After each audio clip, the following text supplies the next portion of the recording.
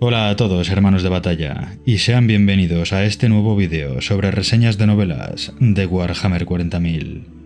Hoy vamos a continuar con alguna novela de la herejía de Horus que considero digna de mención, y que aún no he dedicado un vídeo hablando de ella directamente.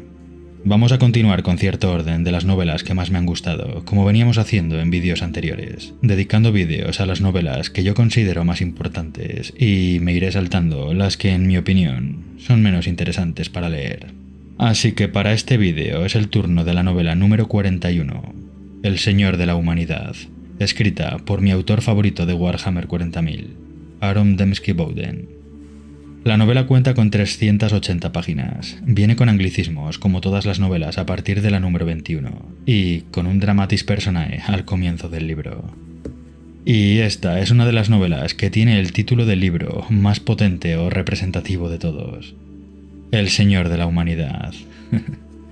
Suena muy bien, con mucha fuerza, y por el nombre de la novela podríamos suponer que el protagonista principal será el propio emperador, que junto al título sería aún más épico. Sin embargo, a pesar de que es una de las novelas que más me han gustado de la herejía de Horus, el título del libro es algo engañoso. Yo lo habría llamado La telaraña, o La gran obra del emperador, o algo relacionado con la guerra que se encuentra oculta a ojos del imperio. Porque el Señor de la Humanidad, es decir, el emperador como tal, no será el protagonista principal de la novela. No haremos un seguimiento de sus actos con el paso de las páginas. Tendrá un papel muy importante, eso sí, pero desde la distancia. Y no será hasta las últimas páginas de la novela que le veremos brillar mostrando algo realmente relevante. Pero no juzguemos la novela antes de tiempo, ya que a pesar de esto que he dicho, la novela tiene información sobre ciertos secretos y nos muestra la peligrosa guerra oculta que se dio lugar a pocos metros del Trono Dorado, en la telaraña, al mismo tiempo que Horus asolaba la galaxia en el plano material. Y además nos introducen personajes y acontecimientos que tienen y tendrán un peso enorme en el futuro trasfondo de Warhammer 40.000.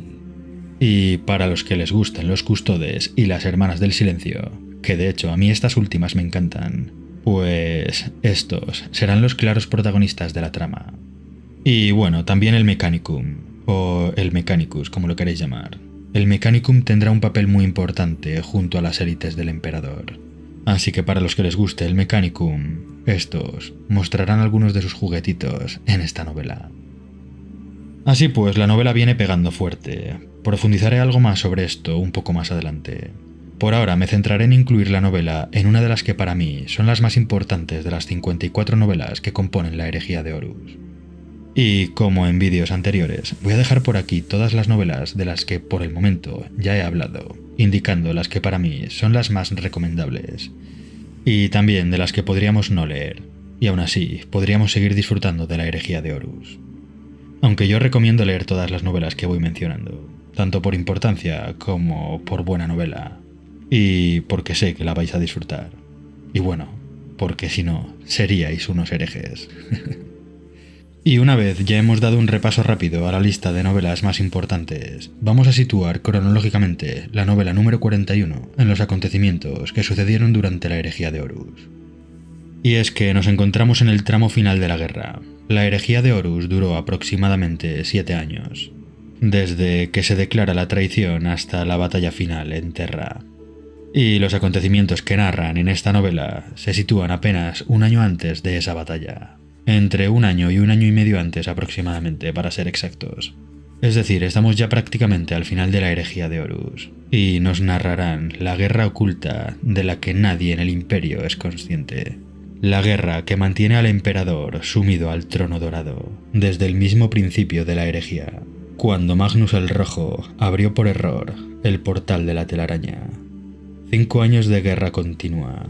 Esa guerra, esos peligros, son los que nos van a narrar en esta novela, hasta el detalle importantísimo del final, que tiene que ver con la espada Drachnien, que en el futuro portará el mismísimo Abaddon el Saqueador.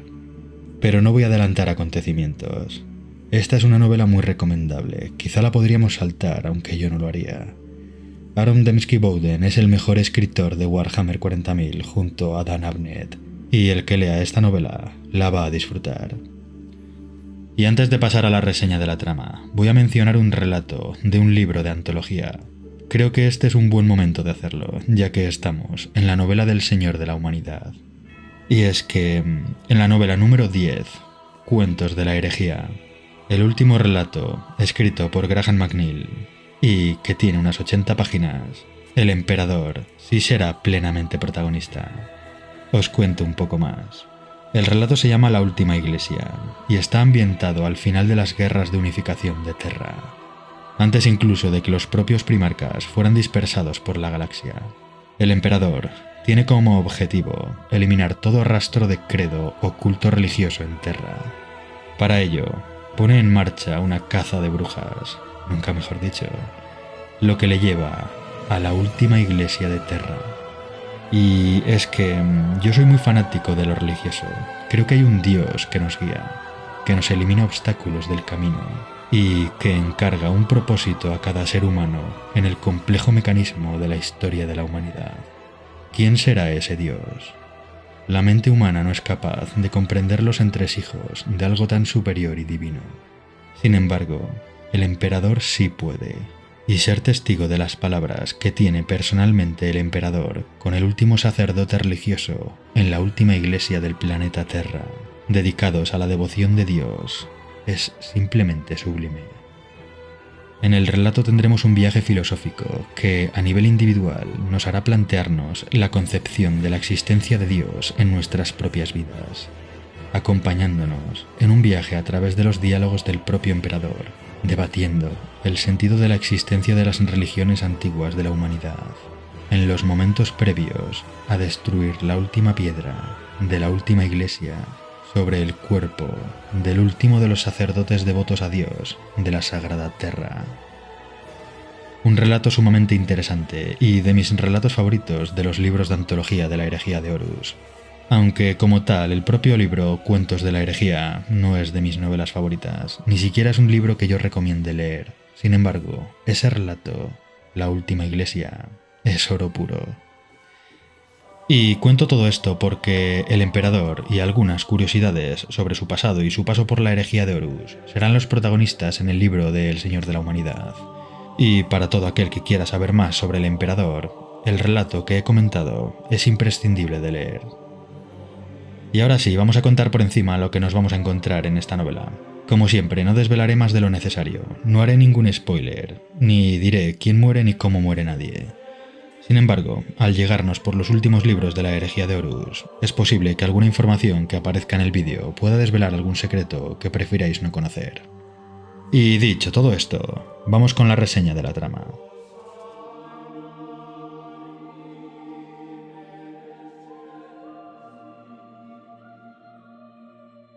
En este vídeo voy a hablar de la novela El Señor de la Humanidad, escrita por Aron Dembski-Bowden.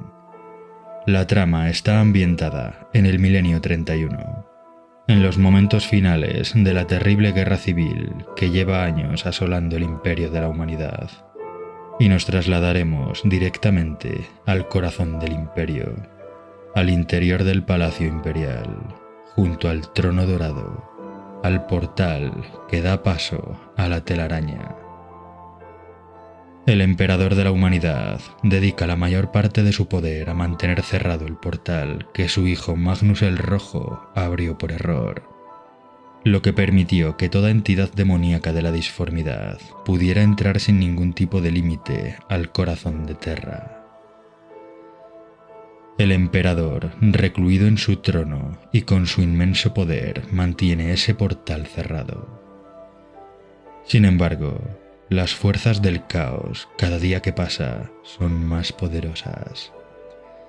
Y los ejércitos de élite del imperio se ven obligados a intensificar sus esfuerzos, sacrificando sus vidas por una causa de la que nadie en el imperio conoce su existencia. Custodes, Hermanas del Silencio y la élite marciana del Mechanicum son el muro y la punta de lanza con la que frenar y destruir toda entidad demoníaca y hereje dentro de la telaraña. Sin embargo, en las profundidades de la telaraña, un antiguo mal se acerca lentamente, sediento de sangre.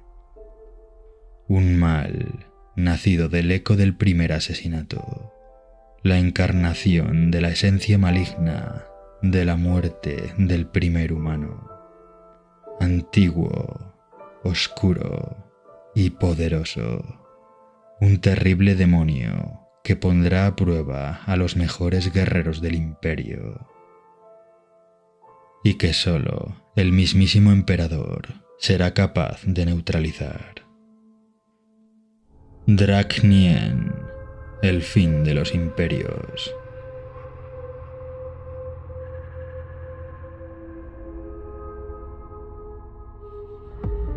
La novela tendrá como protagonistas a un grupo reducido de personajes y estará ambientada en una reducida localización geográfica, la entrada a la telaraña y las zonas del Palacio Imperial cercanas a esta.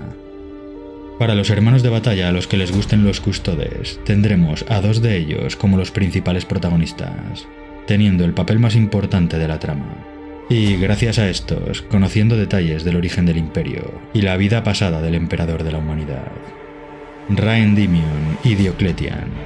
Estos custodes estarán acompañados de las Hermanas del Silencio, las hijas sin alma del emperador, denostadas en los milenios posteriores a la herejía de Horus, pero muy importantes en la época dorada del imperio, y ligadas completamente a la Legio Custodes.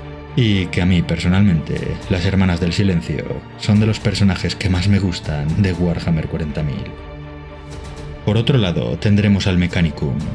Estos tendrán un papel importantísimo en la guerra en la telaraña, y en esta novela nos mostrarán algunos de sus más brutales creaciones.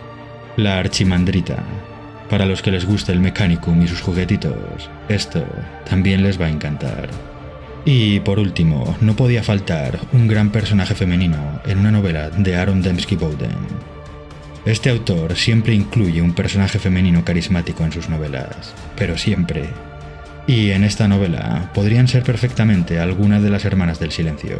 Sin embargo, las Hermanas del Silencio no hablan, lo que dificulta que conectemos bien con ellas. Así que Aaron Dembski-Bowden nos ofrece otro personaje femenino muy carismático. La baronesa de la Casa Viridion. Este es el personaje femenino que incluye Aaron Dembski-Bowden para sumergirnos de lleno en el puro ambiente de Warhammer 40.000. Este personaje nos acompañará en el oscuro viaje, mostrándonos el lado más humano y con el extra de que irá sobre un caballero imperial, ya que su casa es una casa de caballeros imperiales y siempre es muy satisfactorio ver a estos pequeños titanes propagar la destrucción a su paso. Y básicamente esto sería todo, porque toda la novela transcurre en la telaraña, o al menos lo más importante de la novela transcurre ahí, dando saltos al pasado del emperador y algunas localizaciones del Palacio Imperial cercanas a esta. Así que ahora vamos a contar algunas de las curiosidades más importantes de la novela, sin spoiler, solamente los detalles, que es por lo que yo considero esta novela que tiene gran relevancia. Empezando por lo primero, es el proyecto de la telaraña. Algo que en los 54 libros de la herejía de Horus se menciona en muy pocos de ellos. El emperador de la humanidad tenía como objetivo liberar a la humanidad de la disformidad, sin navegantes, sin riesgo demoníaco, una red oculta bajo la realidad misma, sostenida por la voluntad del emperador, lo que conocemos como la telaraña. Por un momento casi funcionó. Sin embargo, Magnus el Rojo, al comienzo de la herejía de Horus, intentó advertir al emperador sobre la traición de Horus. Un acto, una brecha, y todo el proyecto colapsó. Los túneles se abrieron de par en par, y los demonios inundaron el corazón de Terra. Y entonces, el emperador se vio obligado a interrumpir su proyecto, su gran obra, colapsado y destruido por uno de sus hijos en un error fatal. Y 10.000 años después, el emperador todavía sigue sentado en el trono dorado, manteniendo esa puerta cerrada. La guerra que se libra en esta novela nunca terminó. Ya solo por conocer un poco más sobre la telaraña y el proyecto del emperador, esta novela es interesante. Pero las curiosidades no se quedan ahí. Draknien, la espada que Abaddon porta en los milenios posteriores como señor de la guerra, no es una espada cualquiera. Tiene un poder inmenso, un poder que estuvo a punto de derrotar al mismísimo emperador. Esa espada tiene un origen, de alguna forma se creó, y el poder que guarda en su interior también tiene un significado oculto. Ese origen lo revelan en esta misma novela. Este detalle, junto a todo lo relacionado con la guerra en la telaraña, hacen de esta novela una novela que, si no es imprescindible, al menos sí que es única por toda la información relevante que contiene. Y ahora, como siempre, para no revelar detalles importantes que puedan estropear la experiencia en la lectura, voy a pasar a la conclusión general de lo que me ha parecido, comentando algunos de los mejores puntos y lo que podría considerarse los peores de ellos. Empezando por lo mejor, para mí, es Aaron Dembski-Bowden. Es mi autor favorito de Warhammer 40.000. No hay novela de este autor que no me guste. Todo lo que he leído de él me hace sumergirme de lleno en la historia, viviendo a la perfección lo que para mí es Warhammer 40.000. Aaron Dembski-Bowden hace que la ambientación esté fantásticamente representada, y los personajes tengan vida propia, y esta novela no es una excepción.